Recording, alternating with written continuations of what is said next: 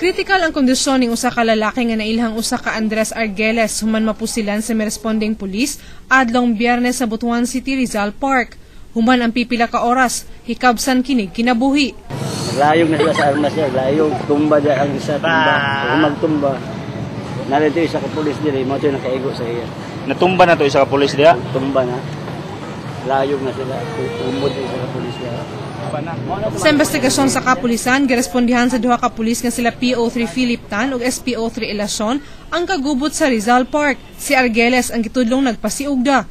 Gituhang hubog ang lalaki ug walay sinina. Responde lang yung kapulisan natin sa telephone call na may commotion which resulted to yun nga nagkaagawan sila ng barel kasi right there and then para may dalang kitchen knife ang victim in a close range and nagkaagawan pa sila ng knife.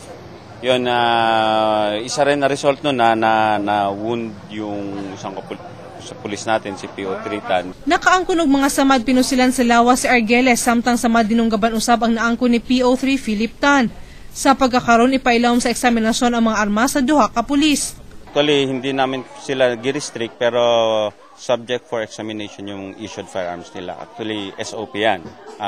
Basic yan sa amin, cordon na area, and then i-turn over yung issued firearms nila. Actually, just want to inform the body na issued firearm po nila and in the line of duty po sila nung nag-react sa police assistance. Residente sa Dulag, San Miguel, Tacloban City si Argeles ug nakuha na iyang patayng lawas sa mga paryente.